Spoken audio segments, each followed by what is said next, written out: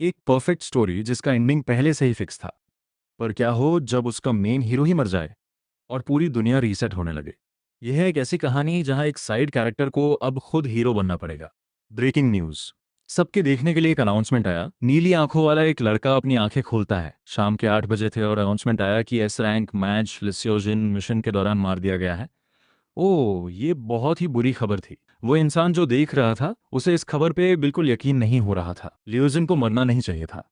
वह खास S rank match downtown silk cruise में आए ईविल ड्रैगन से लड़ रहा था जब वह इस इंसिडेंट में फंस गया। 25 साल का लियोजान ने 2034 में मैच के रूप में डेब्यू किया था और वह एक बिलव्ड मैच था जो काउंटलेस इंसिडेंट सॉल्व करने के लिए जाना जाता था। उसने पब्लिक का प्यार और एडमिरेशन जीता था। तो यह वाकई बहुत ही ट्रैजिक न्यूज़ थी। लियो सियोजन के मेमोरियल अल्टर्स पूरे देश में लगाए जाने वाले थे और लोग जो उसकी डेथ के बारे में सुन रहे थे वे गहरे शॉक में थे।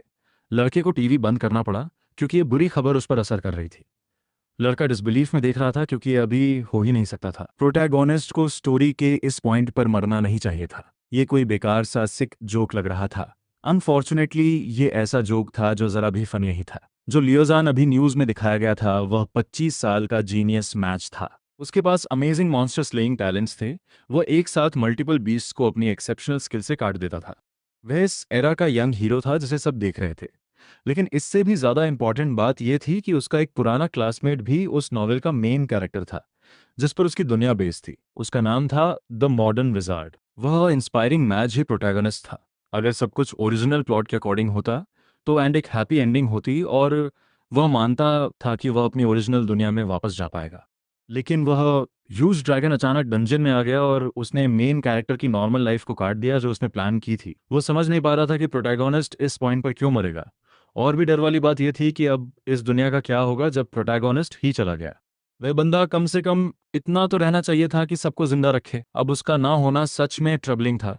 मेन कैरेक्टर को डर था कि स्टोरी का क्या होगा। वह वेट कर रहा था कि नॉवेल खत्म होने पर वह अपने दोस्तों से दोबारा मिलेगा। लेकिन प्रोटैगोनिस्ट के बिना क्या एंडिंग भी होगी। मेन कैरेक्टर को याद आया कि कैसे वह अपने दोस्तों के साथ पहले आराम से हंसता था। उनमें से एक ने कहा था कि अगर वह किसी नॉवेल में बैकग्राउंड एक्स्ट्रा बन जाए तो वह या तो सारे लकी चांस ले लेगा या फिर उन्हें बिल्कुल टच नहीं करेगा।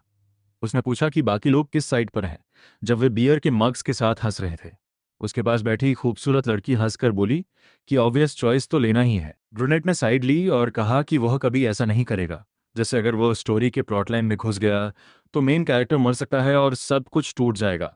उसका दोस्त हंसा और पूछा क्या वह सच में कभी स्टोरी में स्टेप अप नहीं करेगा। ब्राउन हेड लड़के ने इंसिस्ट किया कि अगर वह ऐसा करेगा तो उसे हर मुश्किल से गुजरना पड़ेगा। वो कोई आसान चीज़ नहीं थी झेलने के लिए। और वैसे भी ब्रूनेट को कॉन्फिडेंस नहीं था कि वो मेन कैरेक्टर जितनी मेहनत कर सकता है इतनी मेहनत स्ट्रांग होने के लिए और डेमन से लड़ने के लिए उसे थका देगी। ब्लॉन्ड ने भी माना कि ये बात सही है। लग रहा कि वे सब एग्रीमेंट पर आ रहे हैं। जब भी वो सही होता था फिर भी वो इसे अनोइंग तरीके से बोलता था जैसे किमोन वो करता है। दोस्तों ने खुशी से अपने ग्लासेस उठाए और टोस्ट किया। तभी ब्रूनेट को मैसेज आया कि उसने कोई अवार्ड जीता है। उसके पास वाले दोस्त ने एक्साइटेड होकर पूछा कि कौन सा इवेंट है। शायद ये मॉडर्न विजार्ड के ऑथर की तरफ से कोई अजीब मैसेज था और सीन ने एक बहुत ही अनफॉर्चुनेट इवेंट जीता था। ये एक ट्रैवल टिकट था एक बहुत स्पेशल जगह के लिए और वह चाहे तो इसे क्लेम करे या ना करे। ये इंटरेस्टिंग था। लड़के ने एक्साइटमेंट से अपने दोस्तों को ये लकी विन दिखाया और उसके दोस्त भी सेलिब्रेट कर रहे थे कि वो ट्रिप पर जा रहा है। ये सब बहुत फन लग रहा था। इतनी ज़्यादा लक मिलना इंसान था। उन्होंने पूछा कि उसने कब ऐसा कुछ एंटर किया था। एक्साइटेड होकर लड़के ने यस क्लिक किया जब उसके दोस्त गेस कर रहे थे कि वो कहाँ जाएगा। वे सब अपनी ज़िंदगी का सबसे बड़ा शौक लेने वाले थे। वे सोच रहे थे कि लड़का अब्रॉड जाएगा और एक्सेप्ट बटन दबाने के बाद सबने चीयर किया और उसके लिए ड्रिंक की। बस ऐसे ही 7 साल पहले उसके आसपास का माहौल ब्राइट होने लगा और वह एक यंग टीन के रूप में मैजिक सर्कल के बीच में ट्रांसपोर्ट हो गया। कुछ टीचर्स चिल्ला रहे थे कि स्टूडेंट्स को मैजिक सर्कल पर नहीं चढ़ना चाहिए जब वो ड्रॉ हो रहा हो। तो हमारा लड़का अब उस नॉवेल में गिर चुका था जो वह पढ़ना पसंद करता था, द मॉडर्न विजार्ड। अच्छा हुआ कि वो उसकी फेवरेट बुक थी, वरना सिचुएशन बहुत जल्दी खराब हो जाती। फिर भी वो बिलीव नहीं कर पा रहा था कि उसका फेवरेट नॉवेल अपनी स्क्रिप्ट फॉलो नहीं कर रहा, या कम से कम वो पाथ जो ऑथर ने बनाया था, क्योंकि ओरिजिनल प्लॉट चेंज नहीं होना चाहिए था। लड़का सिर्फ मेन स्टोरी के बाहर एक्ट कर रहा था।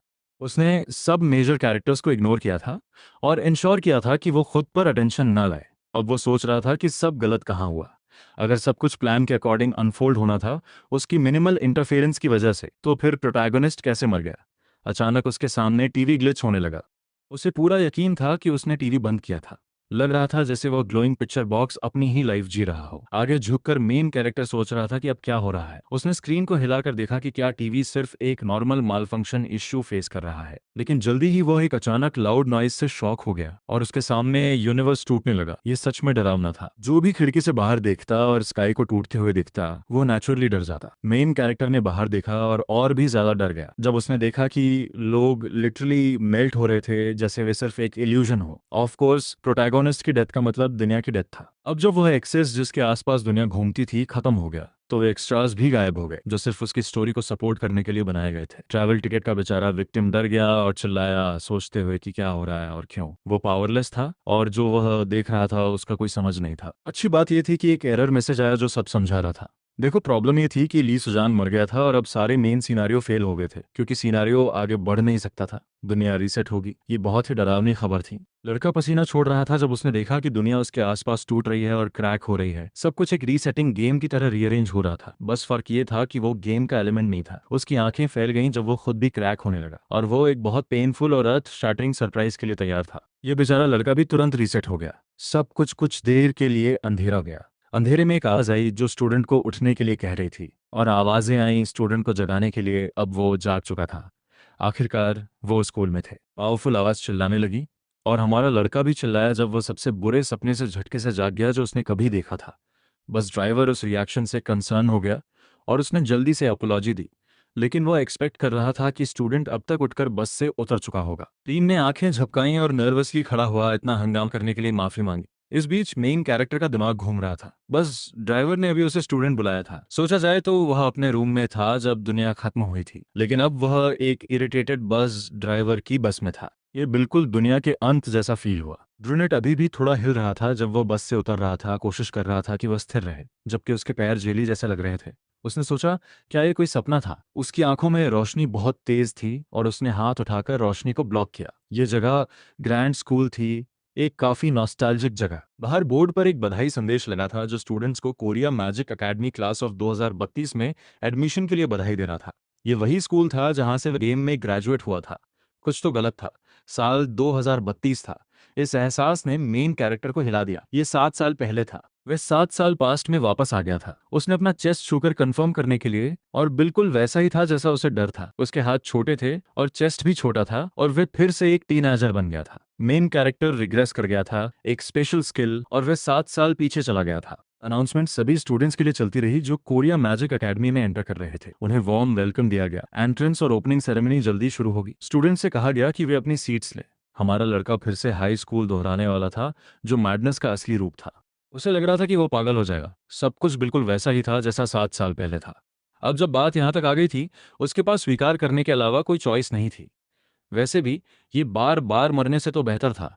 अब जब वो पास्ट में वापस आ गया था, उसे सब कुछ फिर से झेलना पड़ेगा जो उसने पहले झेला था। इससे स्कूल का एक्साइटमेंट खत्म हो गया, लेकिन शायद इस बार वह बेहतर मार्क्स ला सके। ऑफ कोर्स हमारे लड़के के पास अब एक और भी महत्वपूर्ण सवाल था। उसे पता करना था कि ली सोजन क्यों मरा। ओरिजिनल स्टोरी के अनुसार उसके मरने का कोई कारण ही नहीं था। प्रोटैगोनिस्ट मजबूत और टैलेंटेड था। क्रूज गोइंग बर्सर्क वही था जो उस समय स्टोरी में होना चाहिए था, और एक ब्रूटल फाइट के बाद लियोजन को उसे हराना था। अगर ऐसा है तो हीरो की डेथ के पीछे कोई और कारण होना चाहिए। मेन कैरेक्टर ने इसके बारे में सोचा, लेकिन उसे कोई आइडिया नहीं था क्योंकि वो मेन कैरेक्टर से हमेशा दूर रहा था। जब वो पास ही नहीं गया तो कैसे जाने। अचानक लड़का क्लास में बैठे हुए इधर उधर देखने लगा। उसका नया डर ये था कि प्रोटैगोनिस्ट इस लाइफ में दोबारा मर सकता है। अगर ऐसा हुआ तो शायद वो फिर से पास्ट में रिग्रेस हो जाए। सन वो पहले ही हाई स्कूल 2 बार झेल चुका था और वो तीसरी बार बिल्कुल नहीं करना चाहता था। साथ ही ये भी डर था कि दुनिया खत्म हो जाए और वापस न आए। कुछ भी निश्चित नहीं था, लेकिन एक बात साफ थी, लियोजान को नहीं मरना चाहिए। यह अनएक्सेप्टेबल रिजल्ट था। इस बार मेन कैरेक्टर बस चुप नहीं बैठ सकता था।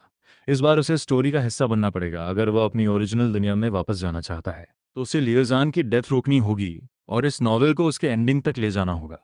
ये करने के लिए अब वक्त था कि हमारा लड़का मेन कैरेक्टर के करीब आना शुरू करे। ऑफ कोर्स सबसे पहला टारगेट एक लड़की थी। हमारा लड़का बिल्कुल फोकस था, जैसे वो बस इस मौके का इंतजार कर रहा था कि प्रिटी गर्ल्स के पीछे जा सके। उसने देखा कि एक मेन कैरेक्टर उसके पास बैठी है और उसने उसे अपनी सबसे ब्राइट स्माइल के साथ वेव किया। उसने सोचा कि बेस्ट प्लान ये होगा कि वह जल्दी से मेन कैरेक्टर्स के करीब आए। उआरा जो सेकंड ईयर में रैंक सेकंड थी स्टोरी में, वह उन लोगों में से एक थी जिनके पास उसे अभी जाना था, या कम से कम उसने ऐसा सोचा।